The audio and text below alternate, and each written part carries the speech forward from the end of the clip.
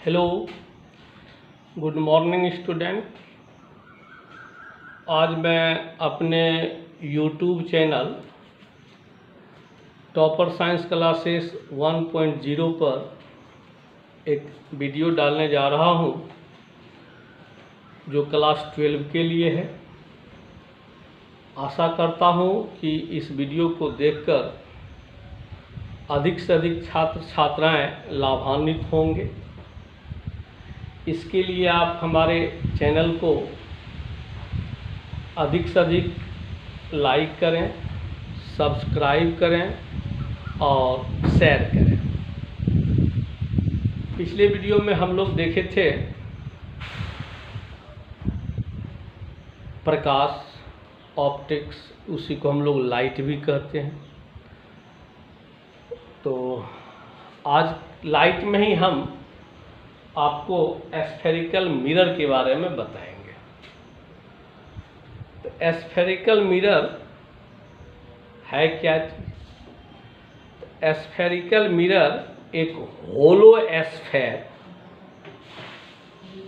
गोलीय खोल, जैसे एक इमेज करते हैं कि फुटबॉल आप लोग बोल सकते हैं, होल होता है लेकिन गोल होता है।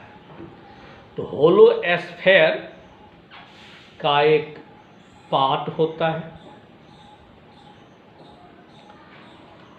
अब आइए, गोलीय दर्पण का होलो स्फेयर का एगो पार्ट कैसे हम ले सकते हैं। तो जैसे एक होल स्फेयर बना, कि खाली नहीं है, बीच में खाली है लेकिन ऊपर से कवर किया हुआ है। इसको हम ऐसे इस फोटो से समझ सकते हैं, ऐसे कवर किया हुआ, देखने में लगता है कि एक सर्किल जैसा है। उसी का एक पार्ट लिए हम ए बी, या इस साइड ए डैश बी डैश। ये पार्ट जो आप देख रहे हैं, ये आपको दिखने में ऐसा दिख रहा होगा, लेकिन ये ऐसा है, एक कटोरी के जैसा, ऐसे आप कह सकते हैं।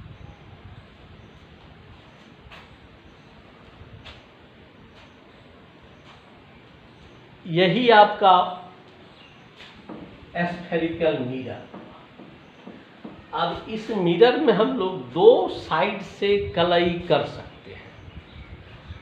एक धसे हुए अंदर के भाग को अगर कलई करते हैं तो एक टाइप का मिरर बनता है, और एक उभरे हुए उठे हुए भाग को कलई करते हैं तो दूसरे टाइप का मिरर बनता है। इस मिरर को हम लोग नाम देते हैं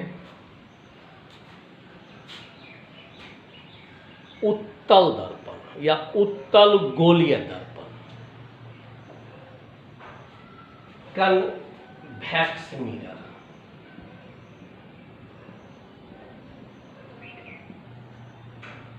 और इसको नाम देंगे हम लोग कनकेव मिरर,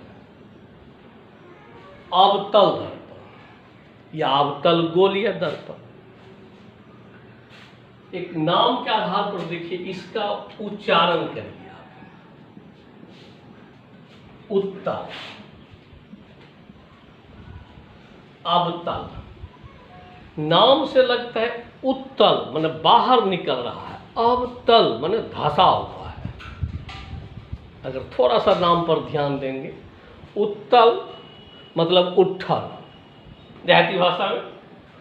उत्तल दर्पण जिसका परावर्तक सतह उभरा हुआ हो, उठल हो, ऊंचा हो, उसको हम लोग कन्वेक्स मिरर कहेंगे।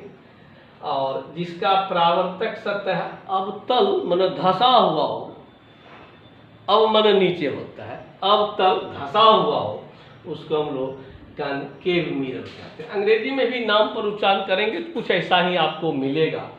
लगता है कन्वेक्स निकल रहा है, ये लगता है कनकेव घिंचा रहा है अंदर की तरफ। इस आधार पर, नाम के आधार पर हम आपको बताएं, ऐसे अब इसका डिफिनेशन होता है। उत्तल दर्पण का, कन्वेक्स मिरर का दो तरह से आप परिभाषा दे सकते हैं। वह गोलीय दर्पण जिसका परावर्तक सतह उभरा हुआ हो उसे कन्वेक्स मिरर कहते हैं। इसी को दूसरे ढंग से भी बोल सकते हैं, वह गोलीय दर्पण जिसका परावर्तक सतह नहीं बोलेंगे, पॉलिश किया हुआ सतह, धंसा हुआ हो, जिसका पॉलिश किया हुआ सतह धंसा हुआ हो, उसको आप उत्तल दर्पण या कन्वेक्स मिरर कहेंगे। ठीक उसी तरह से इसका परिभाषा, वह गोलीय दर्पण जिसका परावर्तक सतह धंसा हुआ हो उसको अवतल दर्पण कहते हैं। दूसरा वही से परिभाषा दे देंगे, लेकिन वो परिभाषा हम लोग पॉलिश के आधार पर नहीं देंगे, हम लोग परावर्तक सतह के आधार पर देंगे। तो गोलीय दर्पण दो प्रकार का होता है, कन्वेक्स मिरर, कनकेव मिरर। आइए मिरर से संबंधित कुछ बातें, जैसे गोलीय दर्पण जिस होलो स्फीयर का बना होता है उसमें एक सेंटर होगा, इसको हम लोग C से डिनोट करते हैं और इसको हम लोग सेंटर ऑफ कर्वेचर कहते हैं, वक्रता केंद्र कहते हैं। ये C आपका क्या हो गया,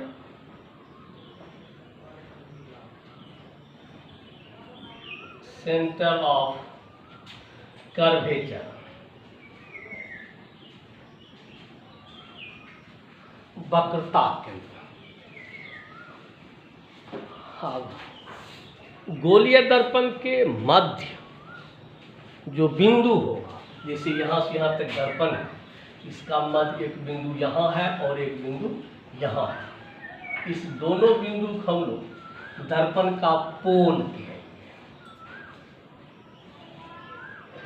इसको P से डिनोट करते हैं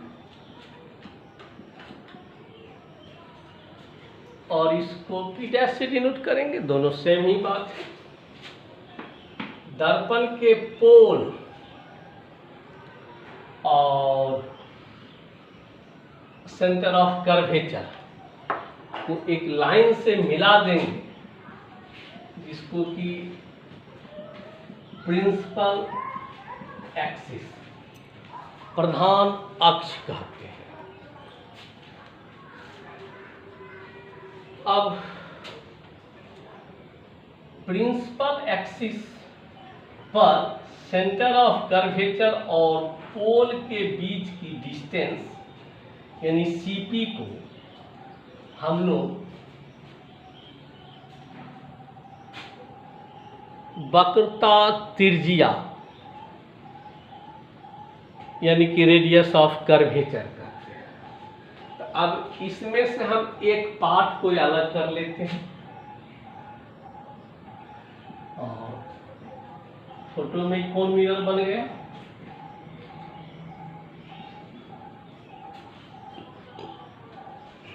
कनकेव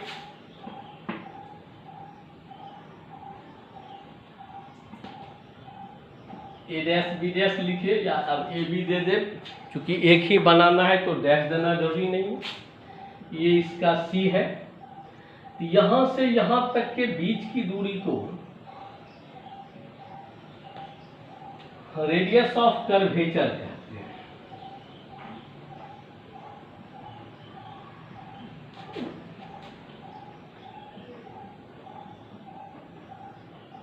फोटो में इसको CP से डिनोट किए हैं और इसका डिनोटेशन होता है R। रेडियस ऑफ कर्वेचर को हम लोग R से डिनोट करते हैं।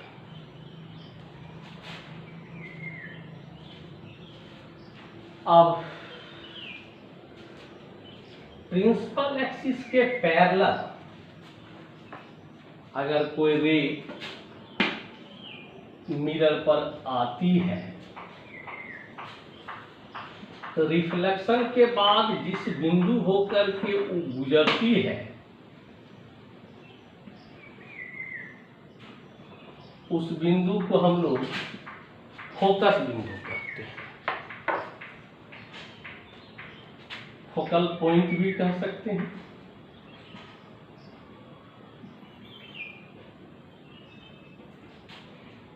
फोकस पॉइंट, फोकस पॉइंट और पोल के बीच की जो दूरी होती है इसको हम यहाँ से यहाँ तक नाम दिए, और अगर यहाँ से यहाँ तक नाम दें इसको हम लोग कहेंगे फोकल लेंथ।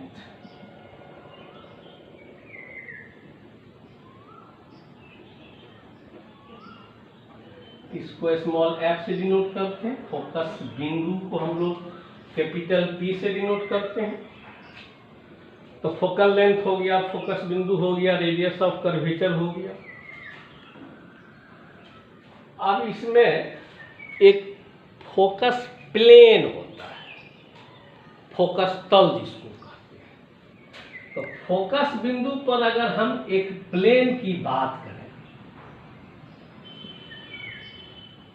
जैसे ये प्रिंसिपल एक्सिस है, ये फोकस है, तो यहाँ एक हम प्लेन की बात करें ऐसे, इस प्लेन को हम लोग फोकस प्लेन कहते हैं। जैसा कि फोटो में ABCD दिखाए, तो ये आपका हो गया फोकस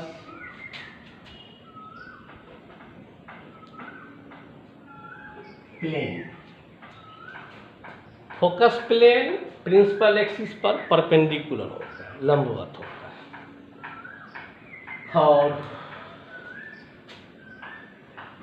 अगर कोई मिरर है, ये जो उसका घेरा बनता है उसके डायमीटर को हम लोग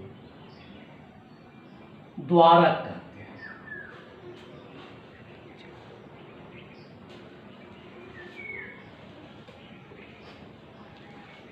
द्वारक कहते हैं। आइए हम एक एक करके इस सबका एक एक लाइन का डिफिनेशन लें। कन्वेक्स मिरर हो गया, कनकेव मिरर हो गया, पोल सेंटर की बात हम बोलते हैं, centre of curvature. Hollow a sphere के द्वारक का इंग्लिश होता है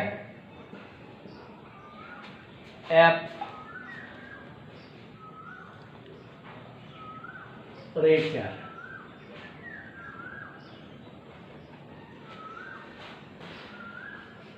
तो centre of curvature, hollow a sphere का सेंटर को सेंटर ऑफ कर्वेचर कहेंगे। पोल किसको कहेंगे? एस्फेरिकल मिरर के मिडिल पॉइंट को पोल कहेंगे। पोल और सेंटर ऑफ कर्वेचर को मिलाने वाली लाइन को प्रिंसिपल एक्सिस कहेंगे। प्रिंसिपल एक्सिस के पैरेलल मिरर पर इंसिडेंट रे रिफ्लेक्शन के बाद प्रिंसिपल एक्सिस के जिस पॉइंट को क्रॉस करती है उसको हम लोग फोकस पॉइंट भी कहते हैं। अगर मिरर को उलट दें, यानी कि कनकेव ने लेकर के कन्वेक्स लेंगे, तो उसमें प्रिंसिपल एक्सिस को क्रॉस नहीं करेगी, क्रॉस करता हुआ मालूम पड़ेगा पीछे के तरफ, उसको हम लोग फोकस कहेंगे। और फोकस पॉइंट और पोल के बीच के डिस्टेंस को फोकल लेंथ कहेंगे। सेंटर ऑफ कर्वेचर और पोल के बीच की दूरी को रेडियस ऑफ कर्वेचर कहेंगे। और प्रिंसिपल एक्सिस के परपेंडिकुलर जो है वो प्लेन होगा फोकस पर, उसको हम लोग फोकस प्लेन कहेंगे। और एस्फेरिकल मिरर के घेरा के डायमीटर को हम लोग द्वारक या एपरेटर कहते हैं। अब गोलीय दर्पण में यही सब पॉइंट था, दो गोलीय दर्पण देखे हम लोग। अब इसमें एक कंसेप्ट आप जानते होंगे, centre of radius of curvature और फोकल लेंथ के बीच रिलेशन। उसके बाद एक होता है ऑब्जेक्ट दूरी, इमेज दूरी और फोकस दूरी के बीच रिलेशन। लेकिन ये सब रिलेशन को पढ़ने से पहले हम लोग साइन स्कीम देखें। इसको कहते हैं कार्टेशियन का नया चिन्ह परिपाटी। साइन इसके लिए हम लोग एक कोऑर्डिनेट लेते हैं। कार्टेशियन एक मैथमेटिशियन का ही नाम था जो कोऑर्डिनेट ज्योमेट्री का शुरुआत किया था। इसमें हम लोग एक कोऑर्डिनेट लेते हैं जो कि एक्स एक्सिस, वाई एक्सिस, जैसा कि आप लोग जानते होंगे, एक्स डैश वाई डैश। इसमें कोई भी दूरी हम लोग ओरिजिन, इसको ओ बोलेंगे कोऑर्डिनेट ज्योमेट्री में। अगर यही हम स्फेरिकल मिरर की बात करें तो यहाँ हम लोग पोल लेते हैं। तो जैसा मिरर आप ले लें, कनकेव भी ले सकते हैं और कन्वेक्स भी लेते हैं। बाद में यही चीज हम लेंस के लिए भी देखेंगे। एक मिरर ले लिए, कनकेव ही लिए,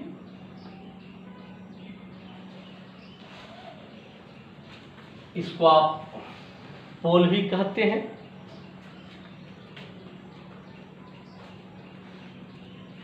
कोई भी दूरी हम लोग जो इसमें नापते हैं पोल से नापते हैं। उससे पहले एक बात और, इसमें जो है रे जो आएगी हमेशा लेफ्ट टू राइट ही आएगी। साइन स्कीम में रे हमेशा लेफ्ट टू राइट आता है। और कोई भी डिस्टेंस हम लेंस भी हो सकता है बाद में। यहाँ अभी हम मिरर के लिए पढ़ रहे हैं, मिरर के पोल से लेते हैं और पोल से दाईं ओर की दूरी पॉजिटिव होती है और पोल से बाईं ओर की दूरी निगेटिव होती है। इसको हम ऐसा कर सकते हैं, इंसिडेंट रे के डायरेक्शन में लिया गया दूरी पॉजिटिव होगा और इंसिडेंट रे के अपोजिट डायरेक्शन में लिया गया दूरी निगेटिव होता है। और दूसरा बात होता है, एक्स एक्सिस के ऊपर ली गई दूरी पॉजिटिव होगी और नीचे लिया गया दूरी निगेटिव होगी। ये आप लोग कोऑर्डिनेट ज्योमेट्री में भी ऐसा पढ़ते होंगे। इसको फर्स्ट कोऑर्डिनेट, इसको सेकंड, इसको थर्ड, इसको फोर्थ बोलते हैं। तो फर्स्ट कोऑर्डिनेट में प्लस प्लस, सेकंड कोऑर्डिनेट में प्लस माइनस, थर्ड कोऑर्डिनेट में माइनस माइनस और फोर्थ में प्लस माइनस पढ़ते हैं। चिन्ह परिपाटी लाइट चैप्टर के लिए नॉमरिकल बनाने के लिए बहुत ही इम्पोर्टेंट है। इसको हम लोग चिन्ह परिपाटी भी कहते हैं या कार्टेशियन का नया चिन्ह परिपाटी।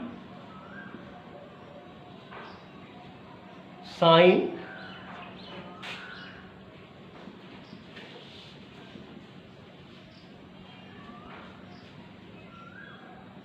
चिन्ह परिपाटी,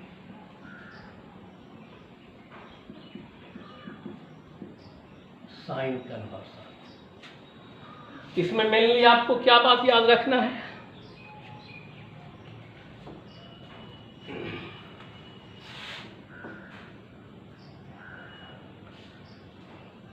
incident ray left to right आना चाहिए। कोई भी दूरी मिरर के पोल से नापेंगे, पोल के दाईं ओर की दूरी पॉजिटिव, यानी इंसिडेंट रे के डायरेक्शन में लिया गया दूरी पॉजिटिव और उसका अपोजिट डायरेक्शन में लिया गया दूरी निगेटिव। और प्रिंसिपल एक्सिस के ऊपर की दूरी पॉजिटिव और नीचे की दूरी निगेटिव। यही साइन स्कीम है, इसको आप लोग याद रखिएगा। फिर अब हम लोग देखेंगे गोलीय दर्पण के लिए फोकस दूरी और रेडियस ऑफ कर्वेचर के बीच रिलेशन, फिर कुछ और देखेंगे। इस वीडियो में आज इतना ही, अगले वीडियो में हम फिर मिलेंगे। धन्यवाद।